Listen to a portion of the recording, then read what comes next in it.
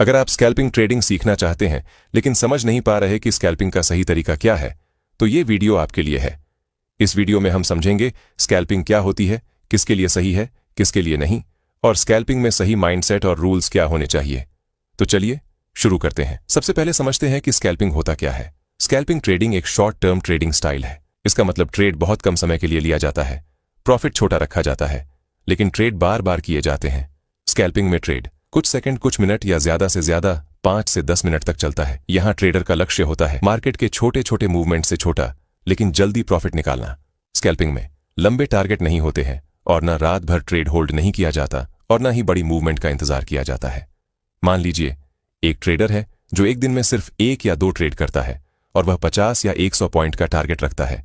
वहीं एक स्कैल्पर एक दिन में 5 से 10 ट्रेड करता है, हर ट्रेड में 5 से 10 पॉइंट कमाने की कोशिश करता है। दोनों का तरीका अलग है लेकिन दोनों का लक्ष्य एक ही है, पैसा कमाना। फर्क सिर्फ टाइम और स्टाइल का है। स्कैल्पिंग में 2 चीज सबसे ज्यादा जरूरी होती हैं, पहली स्पीड और दूसरी डिसिप्लिन। स्पीड का मतलब आपको जल्दी डिसीजन लेना आना चाहिए, एंट्री और एग्जिट में देर नहीं करनी चाहिए। डिसिप्लिन का मतलब आप अपने नियम तोड़े नहीं, लॉस होने पर गुस्सा न करें और लालच में आकर ट्रेड न बढ़ाएं।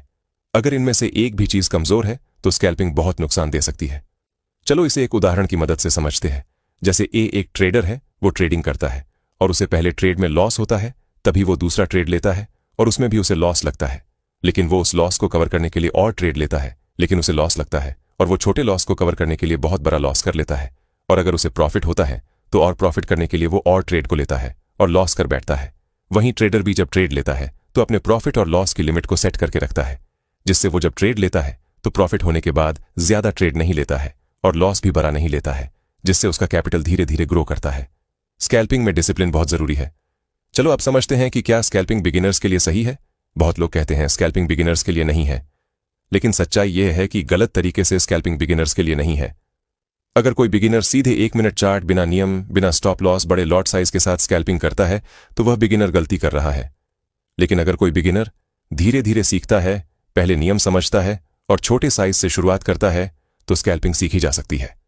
चलो अब समझते हैं कि स्कैल्पिंग किन लोगों के लिए सही है। अब साफ साफ समझ लेते हैं।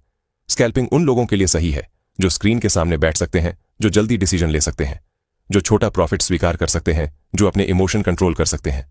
स्कैल्पिंग उन लोगों के लिए सही नहीं है जो बार बार डर जाते हैं, जो बिना स्टॉप लॉस ट्रेड करते हैं, जो एक ट्रेड में अमीर बनना चाहते हैं। अगर आप खुद को पहचान सकते हैं तो आप तय कर सकते हैं कि स्कैल्पिंग आपके लिए है या नहीं। चलो अब समझते हैं कि स्कैल्पिंग में माइंडसेट कैसा होना चाहिए। आपका माइंडसेट ऐसा होना चाहिए कि हर ट्रेड जीतना जरूरी नहीं, लॉस ट्रेड भी ट्रेडिंग का हिस्सा है। एक दिन में सब रिकवर नहीं करना, मार्केट से लड़ना नहीं है,